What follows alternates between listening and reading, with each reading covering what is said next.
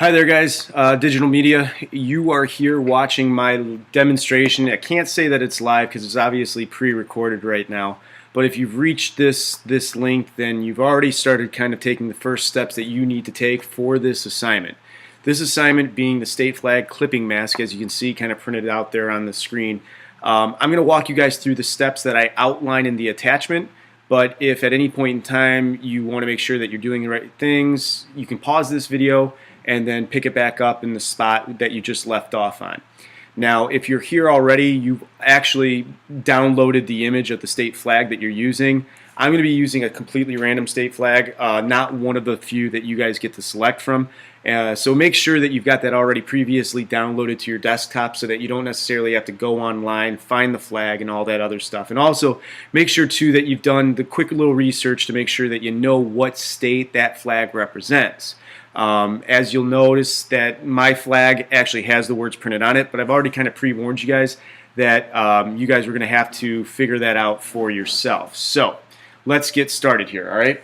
I am going to, for some reason my mouse is not working, so I am going to open up a brand new document here. And that document, as you can see, is going to be a 500 pixel by 500 pixel document. We're going to keep the resolution at 72 pixels, all right? And all this other information like color mode and background contents, we're going to keep it the same, all right? So make sure that you have 500 pixels by 500 pixels selected. Also keep the resolution at 72. Don't change any of that because obviously you're going to run into some hiccups that might not come out exactly the way that I'm showing you right now. I'm going to go ahead and click OK. And here's our square that we've been working with. Pretty reasonable size piece of paper, maybe not that big. There we go. And now I'm going to go into my desktop and I'm going to open up the state flag that I'm going to be using for this demonstration. I got to go through here because I've got a lot of state flags and I want to make sure, there it is. I select the first one, there it is. It wasn't too original on it, I just selected the very first one that popped up, and as you can see, it's Arkansas. So this is going to be the image that I'm going to be using, and as you can see up here in my tabs, this tab is the image that I downloaded and I opened up in Photoshop, and then over here is the brand new image that I created, 500 pixels by 500 pixels. I can switch back and forth and you'll see that there's my white piece of paper and then there's my flag. Now, obviously there's going to be a number of things that you guys are going to want to do, and as you read through the instructions I can take you step by step by everything, but it doesn't really matter which direction or which steps you do first or which steps you do last, as long as you make sure that they're all in the correct order in your layers panel. Now my layers panel isn't open, so I'm going to go ahead and open that real quick. There it is. I have one layer currently right here. I am going to add the text by clicking on the text button and simply type out the state name, which was Arkansas. I want to make sure that looks right because Arkansas is always one of those crazy ones that I never remember. Oh, hey, Arkansas. Got it. Okay, so Arkansas. It doesn't matter what color you do the font, and again I told a couple classes that it doesn't even matter what font you use as long as you have a font that's big enough. Now in my directions, my printed directions, I didn't give a size or anything, but I am going to draw, I don't know, maybe make this 100 point is a little too big. Let's see, 90? Yeah, 90 works. 90 point font is good enough, and that spreads out pretty well right there. I like the way that looks. A little space over there, a little space over there. I think I'm good to go. Now, another thing that you can double check yourself with to make sure that you got all the layers is you'll have your background layer and then you have your text layer. So far, so good. Zoom out. I'm going to go over right now to my state flag image, okay? And I'm simply going to select the whole image, copy it, and then open up or click over on the tab that is the artwork tab and paste it over there. The shortcut keys for doing that is Command A to select it, and you'll notice on the top you get these marching ants or these dotted lines. That means you selected the whole thing. And I'm going to press the shortcut for copy, which is Command C. Now nothing on the screen will actually happen when you copy, but when you switch over to your artwork, and pressed Command V, you'll get the state flag or whatever it is that you just copied. It'll paste right there. And again, I kind of explained this to you guys already, but if you look in here, anything that you paste will automatically be added as a brand new layer. Now I have 3 layers. I have my background, I have the text layer, and I have my state flag layer. I'm going to zoom out here, and I'm just going to kind of click and drag this over in the middle a little bit. Looks, I don't think it's perfectly centered, but whatever, it'll work, okay? We can play around with some of these things a little bit later, but we do need to make sure that this image, this state flag, is working like a clipping mask. So I'll zoom in over here so you guys can see this happening. I'm going to two finger click, remember, on the layer, not the thumbnail of the layer, but the layer over here. So 2 finger click, and I get this menu that drops down. And at the bottom of the screen you can see right there it says Create Clipping Mask. I'm going to click that, and you'll notice that now there's a little arrow right here. This little arrow is pointing down to my text layer saying that, hey, whatever you just did, it's clipped right below that. And if I zoom out, I can show you. Now, here's something that some of you guys may run into. If I zoom in here, okay, you'll notice that my word Arkansas is now gone, or it's just kind of hard to read. Why is that? Well, if I switch back to that flag, you can see that the middle area of the flag is primarily white. That presents an issue here, okay? Some of the flags that you have, wherever you try to place them in your text, it'll be a light color, and a light color font or text against the light color background is incredibly hard to see. This is where we are going to start talking about some of those extra effects that you can put onto the letters. So let me go back to my artwork here. You'll notice it is kind of difficult to see the word Arkansas. I'm going to zoom in and click on the effects button. Now that effects button brings up a small little menu, and I'd like you guys to click the option that says Blending Options. Now in these blending options, I'd like you to add a stroke and a drop shadow. A stroke and a drop shadow. And you may have to play around with some of the sizes. For example, you may have to increase the size. Actually, let me make sure I'm on the right, not on the right one.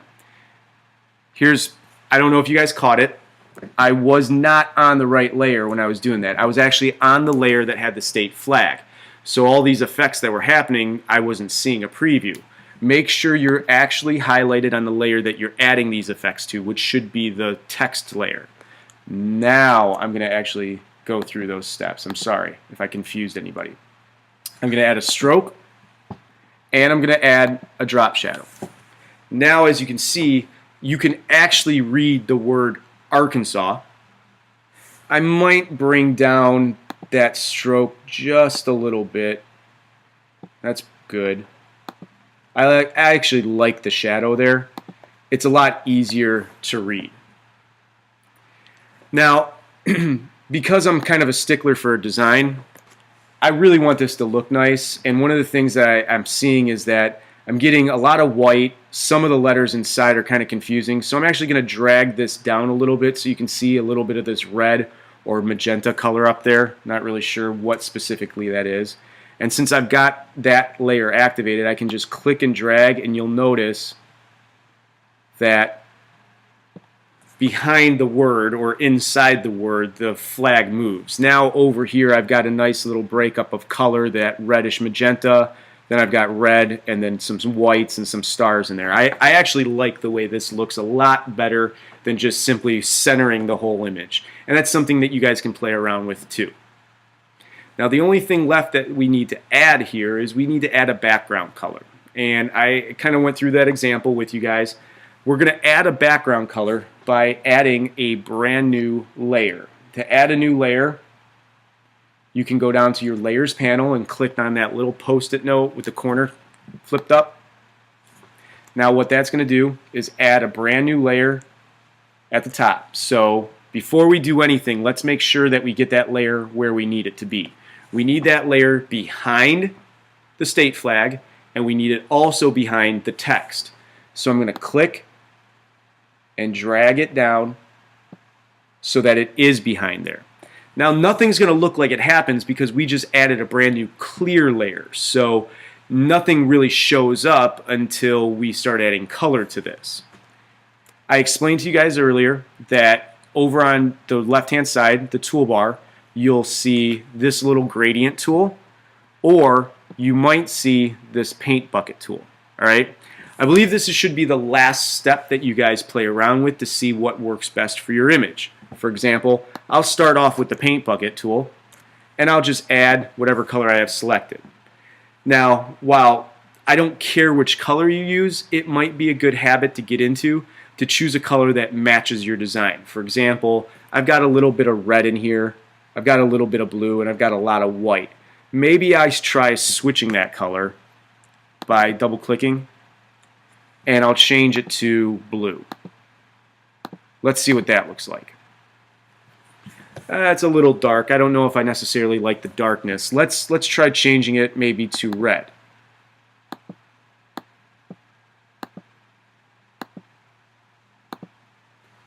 A little bit better, but I can't get the colors to match up correctly. This is where gradient can come in really handy. The fading between two different colors is called gradient, and sometimes that'll confuse the viewer's eyes to making it look like you've actually matched up the colors correctly. To get the gradient tool, you can go back to your left side toolbar and two-finger click.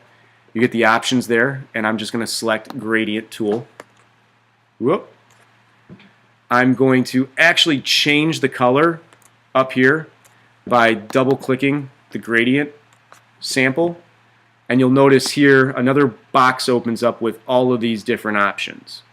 I'm going to play around till I either find an option that I like, or I can just create my own option by looking at these little black or these little squares down here and either deleting, oh, a screen jumped on me, I'm sorry guys, by either deleting or simply changing the color. So let's get, I don't know, something like this. Now, I simply click and drag, and I get my gradient. The way that this one's kind of organized, it's got the circle at the top, so I can move that down a little bit, but as you can see, everything else moves with it. So I'm going to undo this and reapply that gradient really quickly in a better location. Maybe I'm going to apply it over here off the piece of paper. I like that a little bit better. Basically, that's the assignment. I really do think that you want to leave this gradient option that we just did as the very last thing that you do for the assignment. That way you can play around and have some fun with different color combinations and see what they look like. Once you got that all done and you're satisfied, you're going to go up to the top of your menu where it says File. You're going to Save As. And I already previously ran through this with other classes, but probably a good habit to get into is saving it as something that you'll remember. You could save this as state flag, clipping mask, or maybe just simply the state that you were working with, Arkansas. Actually, you guys are going to be working with a different state flag. But the important thing here is that you do not change the file extension. Do not change anything after the period. Anything to the right, let it sit. Okay? Once you do that, you can click Save. Photoshop may give you a little message like this that says compatibility, maximize, and all this stuff. It's just a warning letting you know that anything that you save in this system or anything you save with this series of software might not necessarily work on an older software. You're not going to really have to run into anything like that, so you can just click the OK button and upload the file to Edmodo. I hope that this tutorial video was easy to follow. I hope you guys paused it, and if for some reason there's things that still don't make sense, I printed out the instructions and attached that to the assignment as well. You can find that all underneath the same link for your classes Edmodo course. Guys, I wish you good luck, and I can't wait to see what you turn in. Bye.